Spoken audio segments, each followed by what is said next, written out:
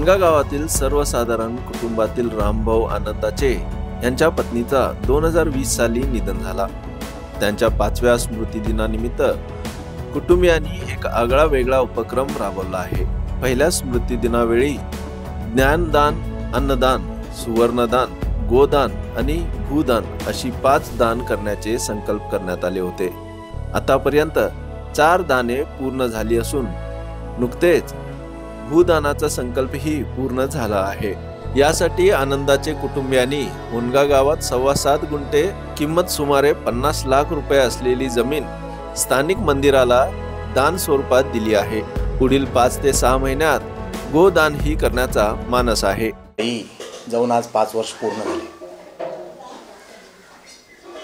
ती गेली कशामुळे म्हणाल तर 2010 मध्ये तिला कॅन्सर असल्याचं निदान झालं आणि तिनं त्या कॅन्सरशी 2020 पर्यंत लढा दिला। तो लढा असा होता की इतकं दुखणं, ते केमोथेरपीचं सहन करणं, रेडिएशन सहन करणं, हे सगळं करून देखील तिच्या डोळ्यात अश्रू नव्हते। ती आनंदाने गेली। श्रावणवद्ध तृतीया 6/8/2020 ज्या दिवशी ती गेली, रात्री 11:15 वाजता गेली। ती रात्र अशी होती की आमच्या सर्व कुटुंबियातलं जडत्व नाहीसं झालं आणि 13वं होईपर्यंत ते तसंच होतं।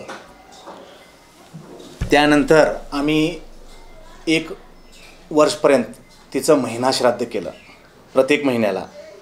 त्यानंतर जेव्हा वार्षिक श्राद्ध आलं त्या वर्षी देवी भागवत, जे स्त्रियांवर, सर्व स्त्रियांना जगातील देवी मानलं जातं, त्या संपूर्ण देवी भागवतचं पारायण आम्ही केलं। आणि ते श्राद्ध करताना आमच्या वडिलांनी काही दानाचे संकल्प केले। त्यामध्ये ज्ञानदान, अन्नदान, गोदान, सुवर्णदान आणि भूदान असा संकल्प त्यांनी केला। आणि तो संकल्प पूर्ण करणं आम्हा त्या आईवडिलांची मुलं म्हणून आमचं कर्तव्य होते की ते सगळे संकल्प पूर्ण करावे।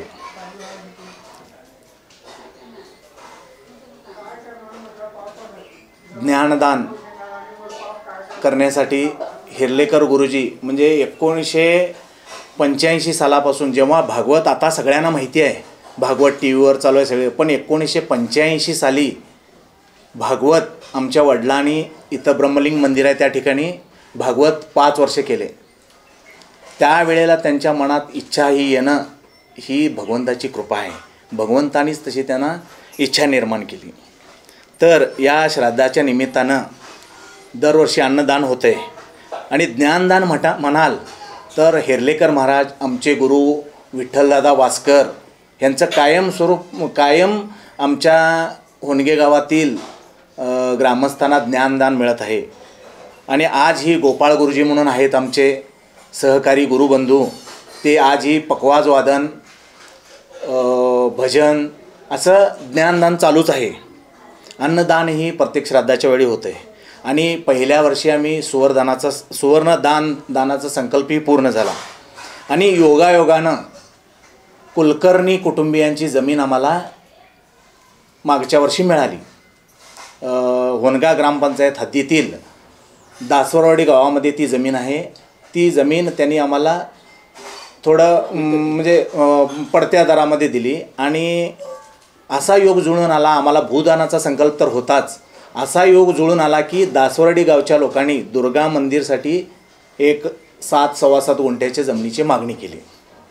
मग तो तसा प्रस्ताव आम्ही कुलकर्णी कुटुंबियाकडे पण ठेवला।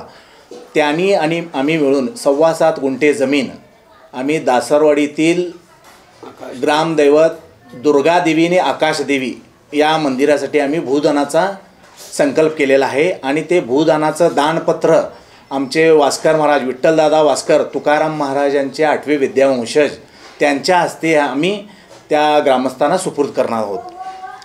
तर ते आज 7.25 गुंठ्याची किंमत जवळपास 50 लाखाच्या घरात आहे। आणि कुलकर्णी कुटुंबियाने आम्ही दोघांच्या एकत्रितपणे आम्ही त्यांना ते दान स्वरूपात देणार आहोत। याच पार्श्वभूमीवर मंगळवार दिनांक 12 ऑगस्ट रोजी विठ्ठल मंदिरात सद्गुरू विठ्ठल दादा वासकर यांचे कीर्तन आयोजित केले आहेत. तसेच अंगारकी संकष्टी निमित्त विठ्ठल रुक्मिणी मंदिर आवारातील गणेश मंदिरात सामूहिक चंद्रोदय पूजन व गणेश पूजन होणार आहे. Bureau report, voice of Venugram, Belgaum.